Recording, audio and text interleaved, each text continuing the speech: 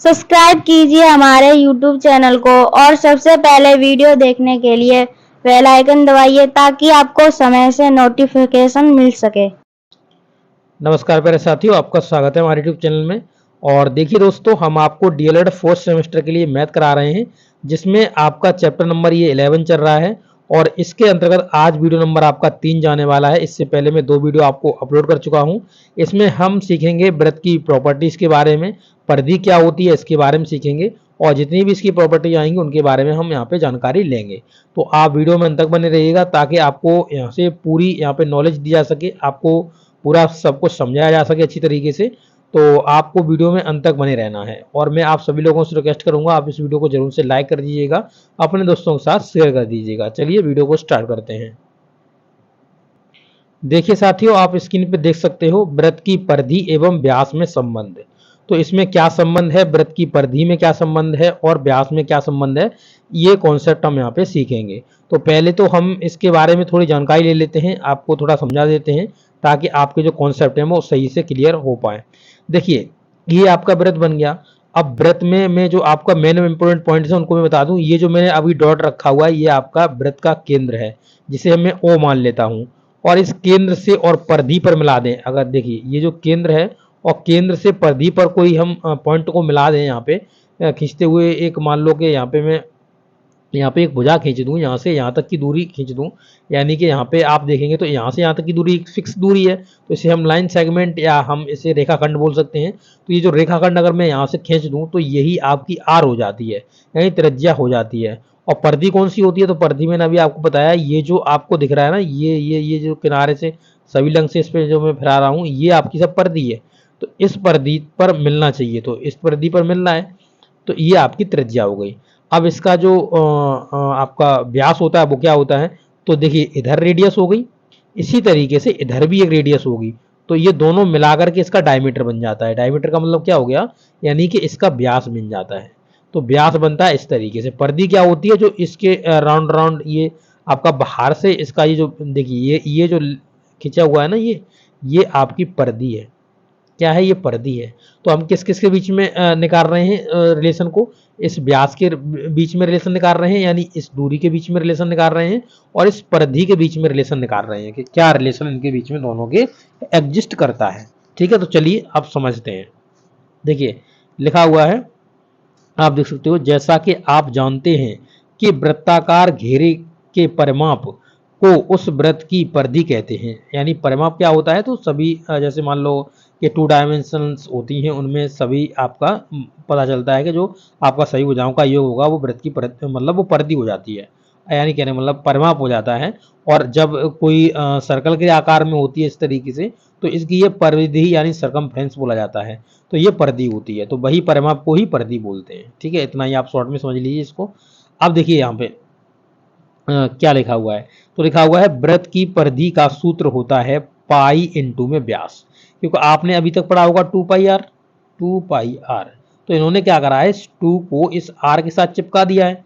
जब चिपका देंगे तो 2r मतलब होता है व्यास, तो पाई इंटू में व्यास। ठीक है, समझ गए, क्लियर हो गया।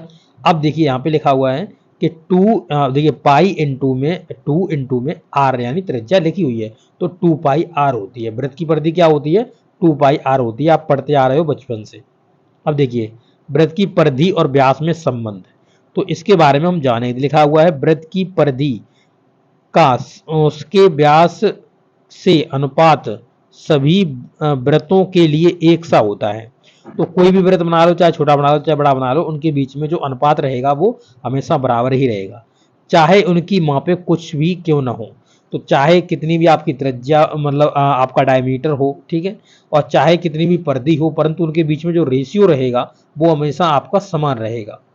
इस प्रकार वृत्त की परिधि और व्यास में अनुपात लगभग, यानी जो आपका होता है वो क्या होता है, परिधि बट्टा में व्यास।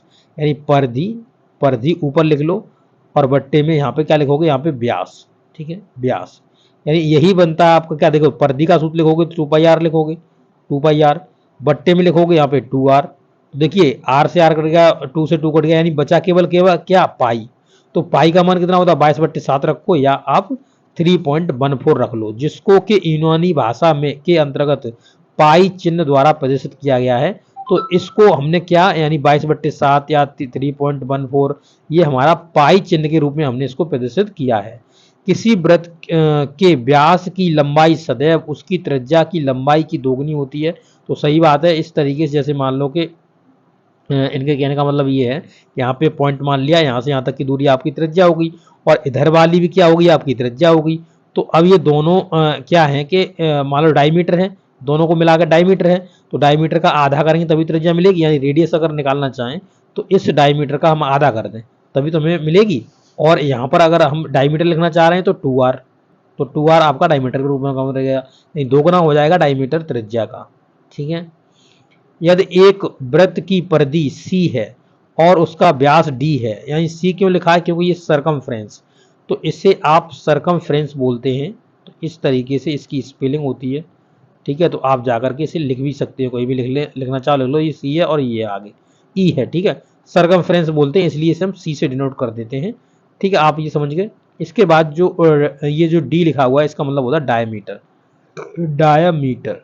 तो इसलिए इसे d से डिनोट करते हैं, डायमीटर को d से डिनोट करते हैं। और r हो गया रेडियस, तो r को रेडियस से डिनोट करते हैं। यहाँ पे देख सकते हो, यहाँ पे आप लिख सकते हो इसे c बराबर में पाई और d, क्योंकि मैंने बताया था सरकमफ्रेंस यानी जो आपकी परिधि होती है वो व्यास और इंटू पाई का क्या होता है, मल्टीपल होता है। अब यहाँ से अगर आप डायमीटर निकालोगे c/पाई हो जाएगा। डायमीटर अगर निकालोगे तो यहाँ से ये पाई है इधर भाग देने लगेगा जाके, तो c/पाई डायमीटर बराबर क्या हो गया, c/पाई। तो वही चीज यहाँ पे लिखी हुई है c/पाई डायमीटर बराबर।